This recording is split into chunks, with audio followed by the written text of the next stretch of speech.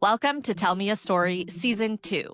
My name's Adina Samuels, and I'm inviting anyone and everyone to share their stories with me. Let's see what we get. Yuliya, welcome to Tell Me a Story. Thanks so much for joining me. Thank you, Adina, for having me. I'm really excited to be here.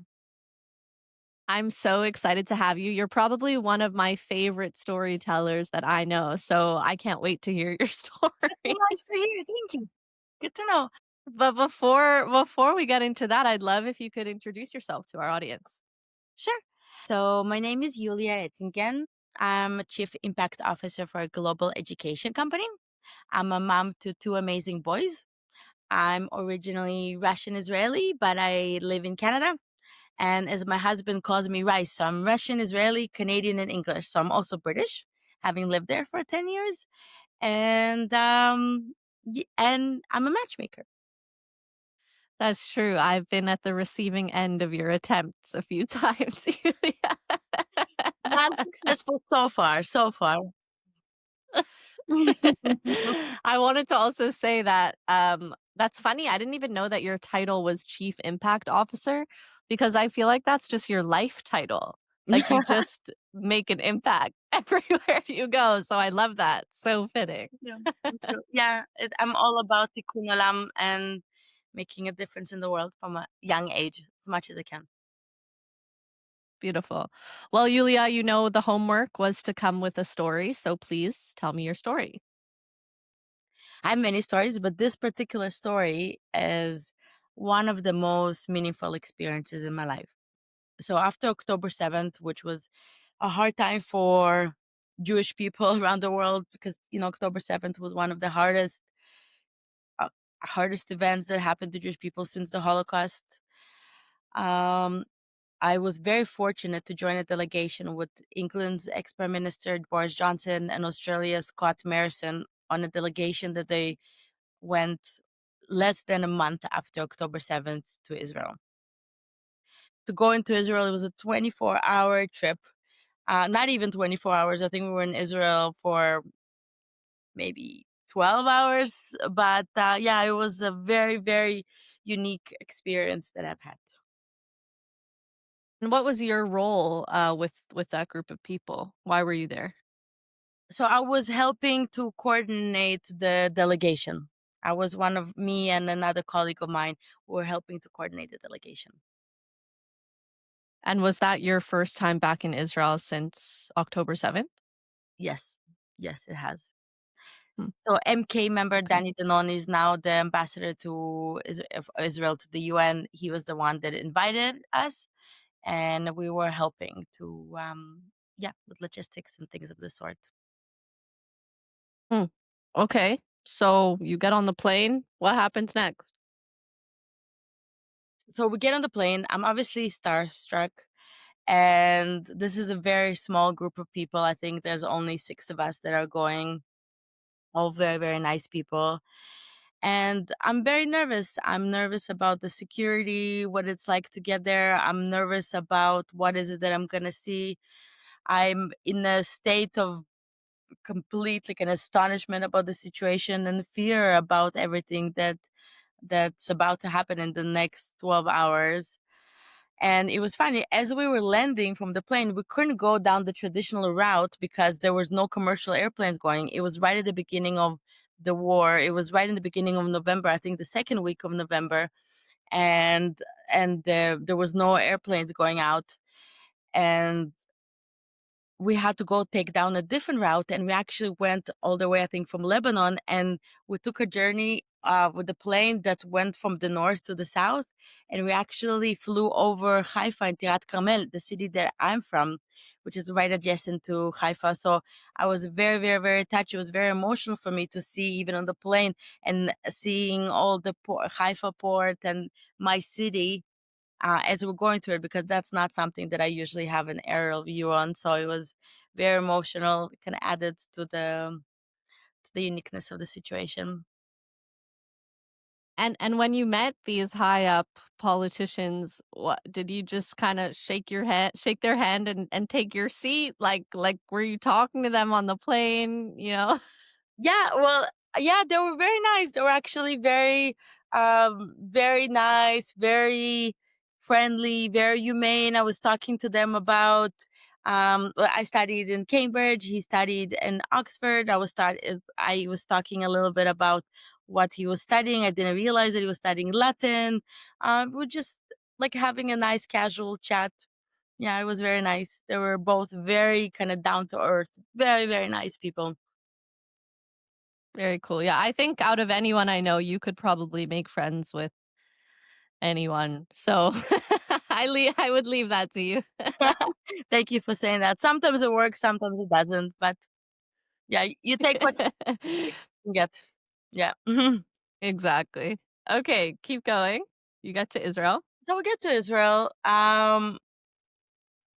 It was we land we land and we're being driven right away to Jerusalem.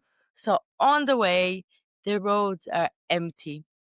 I think the country was in shock. There was nobody in the street. There was nobody on the roads. I felt like I was in a Black Mirror episode.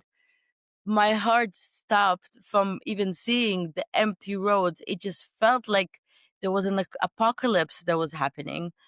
And all the way to Jerusalem, I don't think we've seen a car. And then we get to Jerusalem, and the night was a night flight, so we have like a 1 hour nap that we're supposed to have. And then everywhere there are signs for bomb shelters, or where to go. And I was just immediately reminded of where I'm at.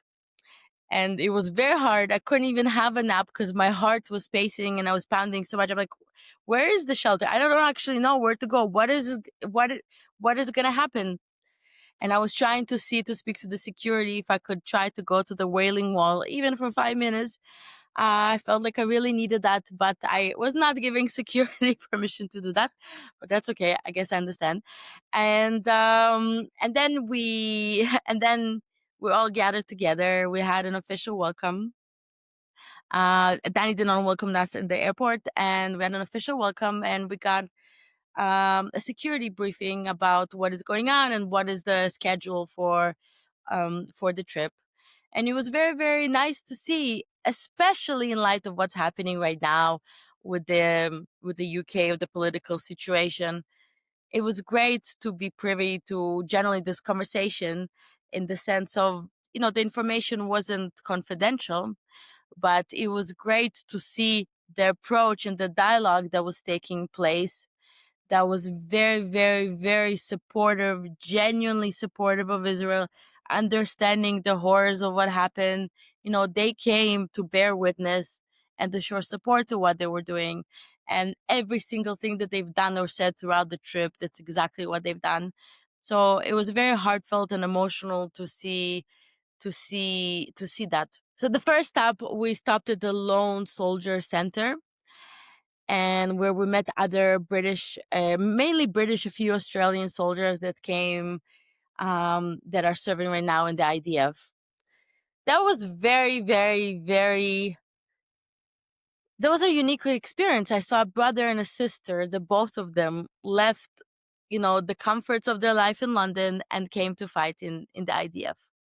I could, as a mom, I could not imagine what their mom was going through. They're both serving in in combat units, and they both are in not an easy situation. But they were fearless, they were strong, they were powerful. These people were just so, so, so inspiring. And even though, Boris Johnson and Scott Morrison came to give them the inspiration, they were the ones that I think provided a lot of inspiration to me and to all of us. And that was really, really beautiful. Um, And during this time, Yuliya, being in Israel at this point in time, were you afraid? so it's a very good question, because I initially, I wasn't really afraid. This entire delegation came together fairly quickly. I decided to join in last minute, as the story of my life.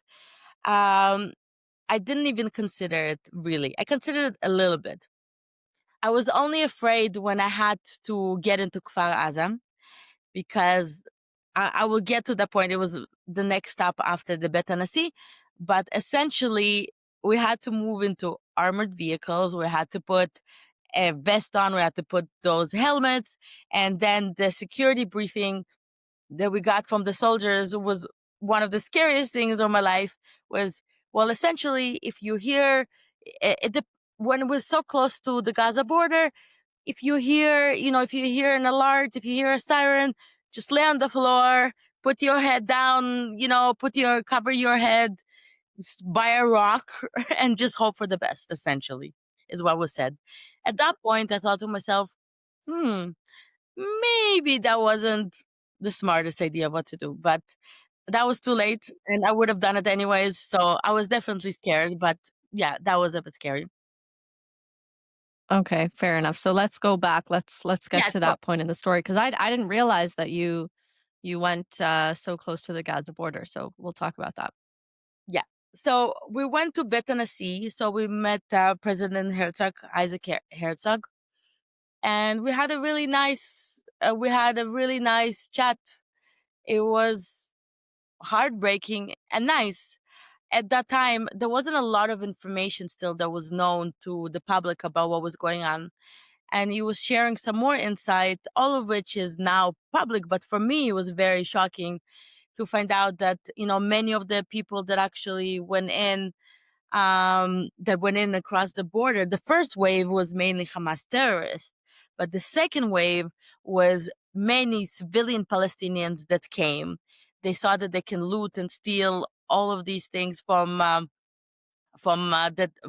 residents of the kibbutzim, and they came and they were stealing strollers and doing horrible looting while Israeli innocent civilians were being attacked or raped and murdered.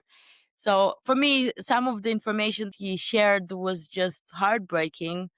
Now I think we know a lot of this information, but just the extent of how many of the civilian populations that did come across the border, and I also didn't really realize at that time that most of the people that were living in these kibbutzim were very, very left wing, very supportive of the Palestinian cause, and and he was sharing that some of the worst hit locations were one where actually some of these Palestinians were working in these people's homes for many, many years while they were plotting, these things for a long time and having had access to like all the security information and knowing where the kibbutz are.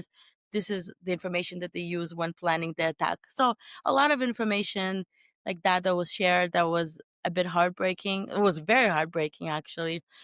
Um, Yeah, it's devastating. I remember reading about the peace activists who lived on the border and kind of devoted their life to getting food across and medication and trying to forge a future where, we could live in peace. And the reality that these were the people who were attacked first is just, yeah, it's heartbreaking.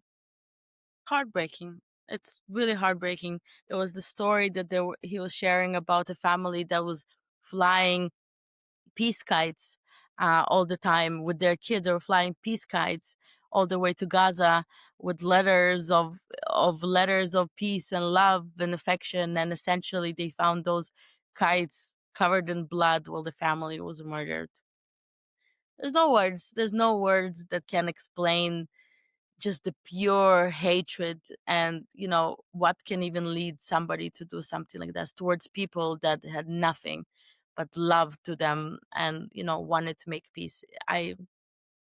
Yeah, it was shocking. Even now, like almost 2 years later, it's as painful to hear and retell the stories as it was when we were first seeing it almost live, on Instagram and these uploaded videos that I just remember I was at the reference library downtown and I just opened Instagram and I actually couldn't believe what I was seeing. I couldn't make sense of it. The first thing I felt was I have to go to Israel immediately. I mean, I didn't, but I just couldn't actually understand what I was looking at. Yeah, I because your still heart I wanted to go still there and be there. can't. Yeah. Yeah. I can't, almost year and a half, almost 2 years in, I still can't either. It's very, very hard to comprehend, and it's very hard to even believe that it actually happened still. And even the after effects, like the anti-Semitism in the diaspora, which at this point we just can't ignore or wave away, I still like stop and I say, but really, like there are people out there who really want to hurt us, and it's in like this maybe childish or naive way. It's still hard for me to understand that because I'm Jewish, I'm a target. I still don't have the cognitive kind of connection there to fully comprehend it. As I say it in my head, I'm like, "Ah, no one really wants to hurt me." But I don't think that that's true anymore. Yeah, it's really sad because my parents lived in Russia. So I was born in Russia, but I left when I was 3. So I didn't get to experience it. But my parents experienced a lot of anti Semitism in Russia. And they always told me that it existed. And I know kind of historically that it's been around. But obviously in Israel, I didn't. And I haven't experienced anything, well, very few isolated occasions in Canada before. But I didn't think that it was so prevalent. And it's been one of the most heartbreaking things. Not only like the understanding of something such atrocity happening to us, but also knowing that so many people are can excuse it, that they're supportive of it, that they're okay with it happening, that they're not condemning all the rapes and everything that happened to women, and they don't believe women, and they don't believe all of this. It's pure anti-Semitism. And it's a very, very hard thing to comprehend. And it's something that I'm grappling with every day. But, in some ways, I'm kind of pleased that now I know that this is the reality, because it's better to know, and to know who your friends are, and know who are the people that will be friends with you and want the best for you and the state of Israel, and who are the people that are on the wrong side of history and don't have a clear moral compass as far as I'm concerned. The main challenge for me in all of this is, I mean, it sounds easier to do than it actually is, but put politics aside. We know Israel's a complicated place. We know that there's injustice. We know the government's not perfect. What happened on October 7th is n- it can never be like the fact that it was hard for the United Nations and all of these global organizations to recognize it, and the events that happened. Like I just where did the humanity go? Where is it? Yes, that was the hardest thing for me as somebody that was an advocate and for women rights and women empowerment and women equity her entire life, and other causes. I was all about impact and making a difference in the world. And about a week or so, if I'm not mistaken, so I was a UN women delegate, UN Women UK delegate to the UN. And about a week after, before even Israel entered Gaza, the war after October 7th, not only they didn't condemn it, they sent an email saying, but what about Palestinian women? Without any justification or anything. It took them 3 months after a lot of outcry to finally condemn it. To finally condemn it. And regardless, there are definitions that rape should not be used, sexual violence shouldn't be used as an act of weapon in war. Regardless, anywhere around the world. And even this simple definition does not apply when it comes to the Jewish state. Where's the humanity, like you said? Where's the humanity when it comes to atrocities committed against Jewish people? Why does this not count? It is heartbreaking.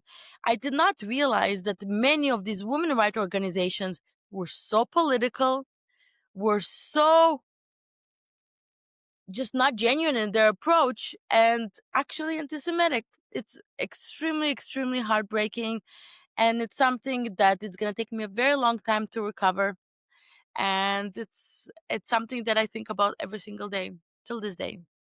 I will say, there was one instance, one of my past coworkers who's Jordanian, um, and Muslim, sent me a message on Instagram, I think the week of October 7th, just expressing his pain and sorrow for me and asking if there was anything he could do. He was the only person and continues to be on Instagram. We kind of share share in each other's misery at this point. Um, so that's the glimmer of hope that I hold on to a little bit because I have to. First of all, he sounds like an amazing, special person, and I hope that some, I lost a lot of friends after this.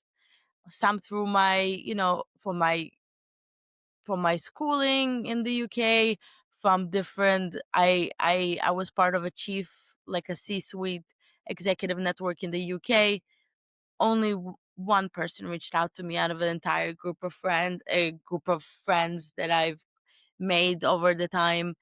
It's very, very heartbreaking because people don't really understand that you don't have to say politically that Israel is right or this person is right. It's not about that. It's about to say, I'm sorry this happened to you. I'm sorry that innocent civilians in your country were murdered and raped and being put in oven. I'm sorry that you're being vilified. I'm sorry that everything that is happening for you, that you have security concerns. I'm sorry that people are taking off mezuzahs. This sounds hard. This sounds hard on a humane level. Just like I have humanity towards people in Gaza. You can have humanity. Two things can be true at the same time. I want peace to happen. I want it to happen, but it doesn't take it away from what happened on October 7th. There's a political element to it and there's a human element. And I don't think it's that hard for people to just say, I'm sorry, that sucks. But apparently it Yeah, is. I think you expressed that. I think you expressed that really nicely. So take us back to this trip with Yeah. So the delegation. after that, we stopped by. That's when I that's when reality hit. We met somewhere close, couple of kilometers from Gaza border. All of a sudden, all these media people came. We were moved to an armored vehicle. That's when I realized, okay, this is it. This is why we're here. And as we're going and after we're having the security briefing, my heart is pounding out of my chest. I am so worried, just not from a security perspective, just for what I'm going to see and how that's going to change me.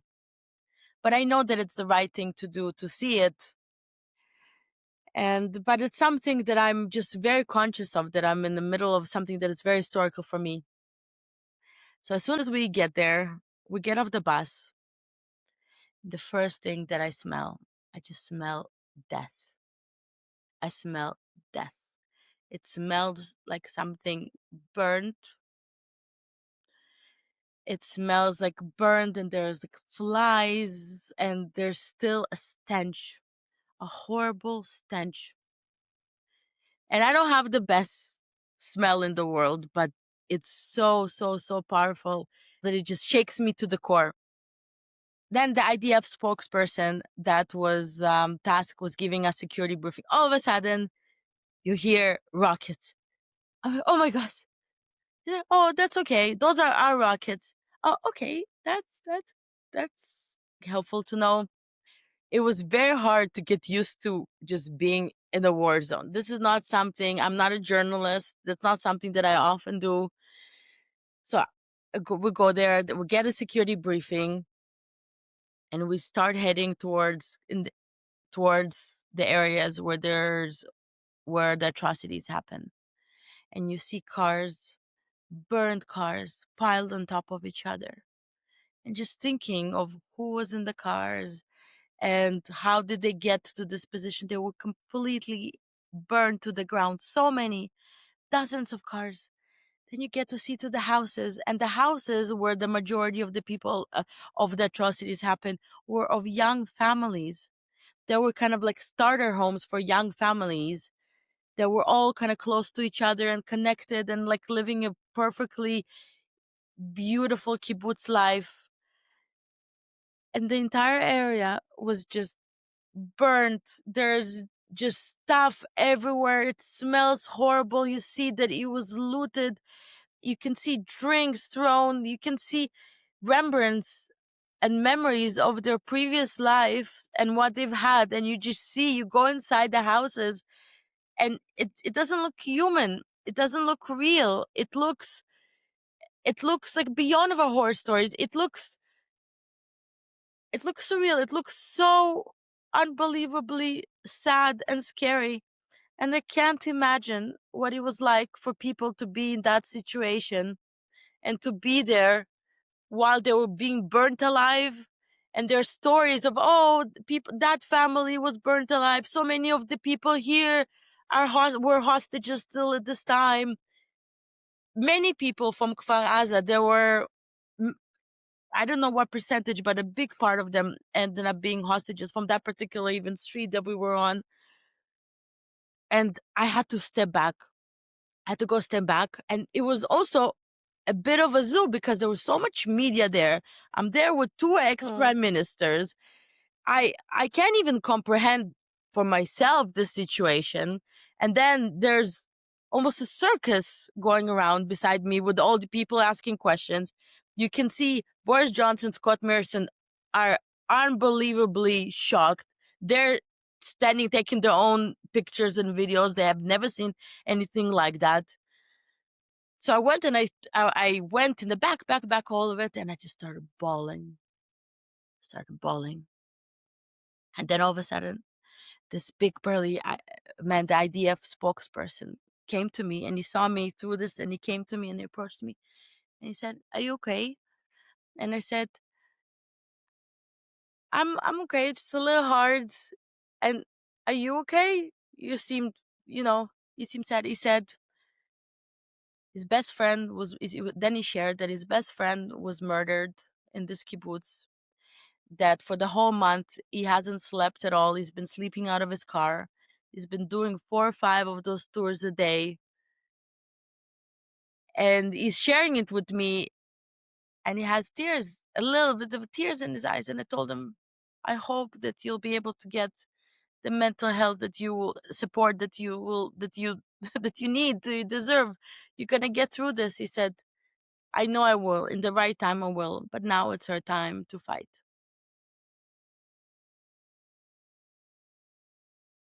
The show of humanity, but this big IDF spokesperson whose best friend was murdered, who was sleeping out of his car and doing whatever he can, and he came to me to see if I'm okay.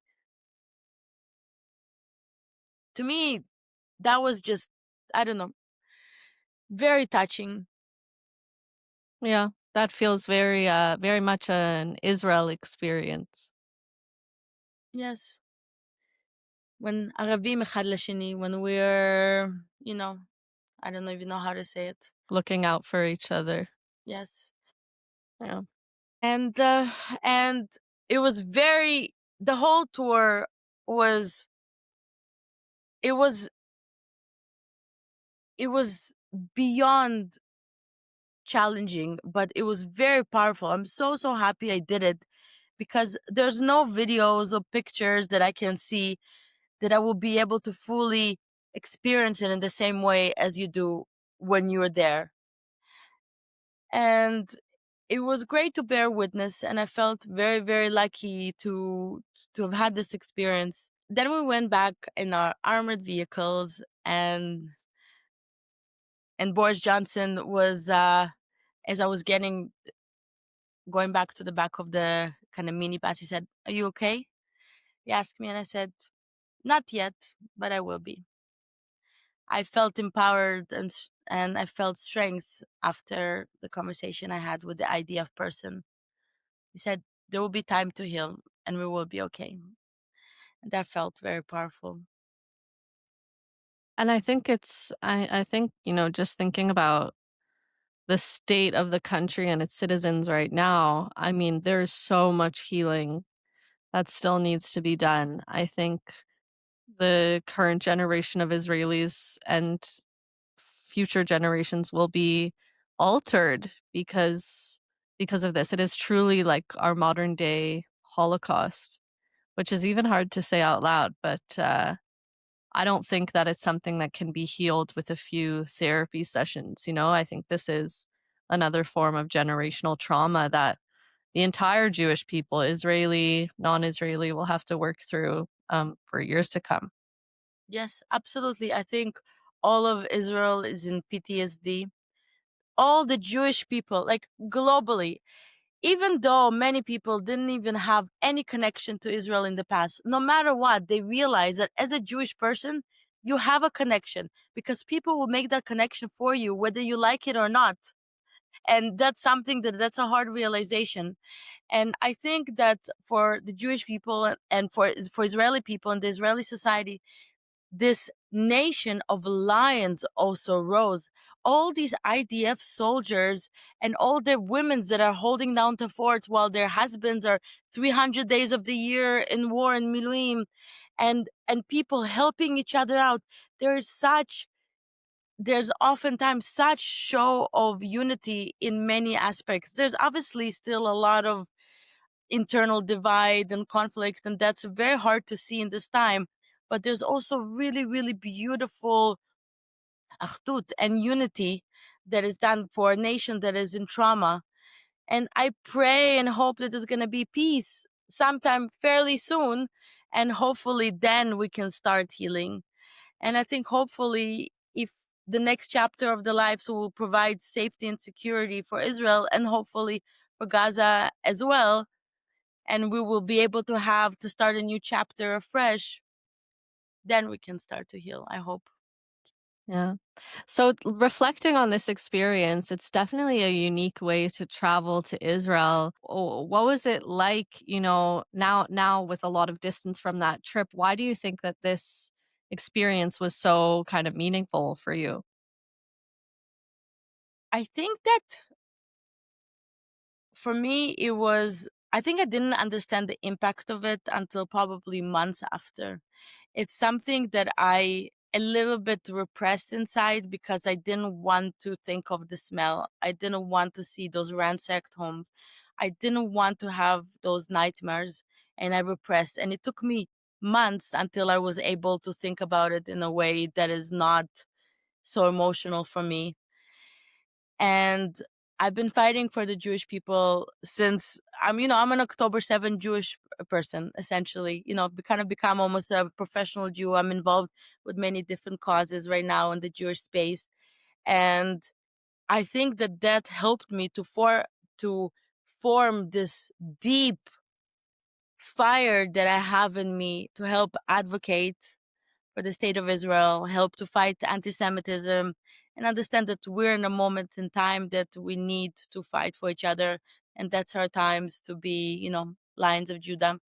And so this experience was a really, really big part of this whole journey for me, and it really helped to shape my thinking.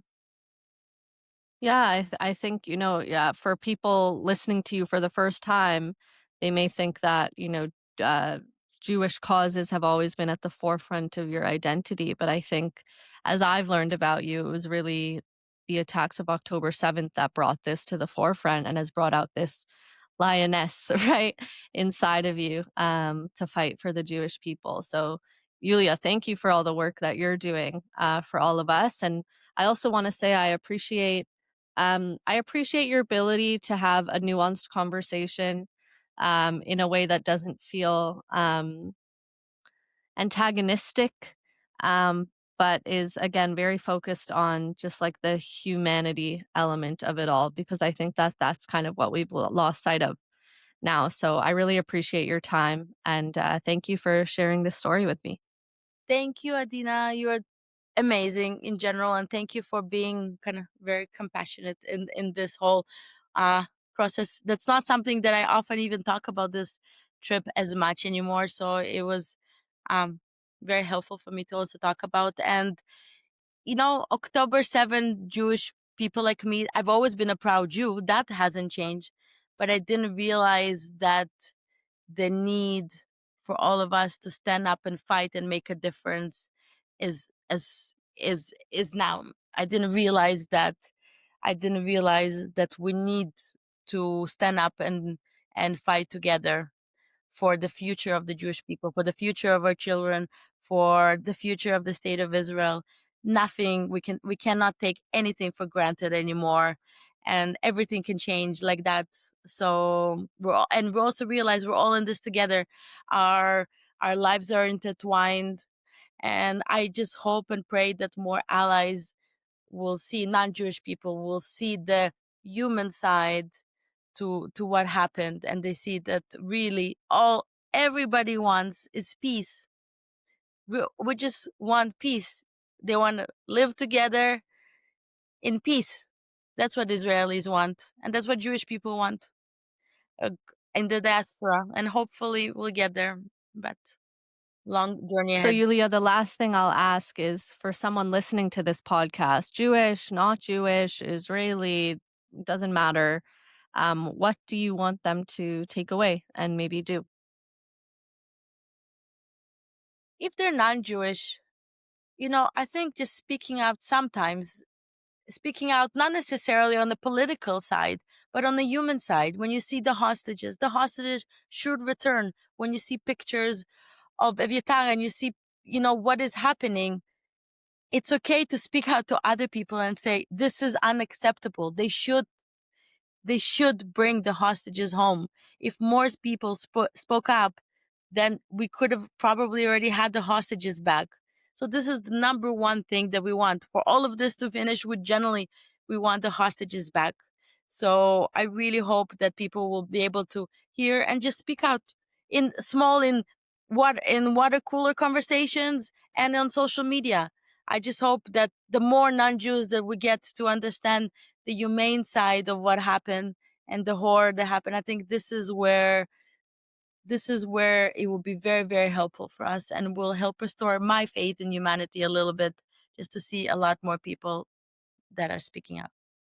And for Jewish people, I would say that, there's so many different kind of fronts in this war, and so many things that people can do, from writing letters to speaking to your elected officials, to even seeing anti-Semitism being done and reporting on it and helping and advocating, and even just talking to people and explaining the human side and element to it in a nice, non-confrontational way. There's so many things that can be done, but this is the time to do it. Because if not now, then when? Yuliya, thank you so much for joining me and telling me the story. Thank you so much, Adina. Thank you. And that wraps up another episode of Tell Me a Story Season 2. Thanks for listening.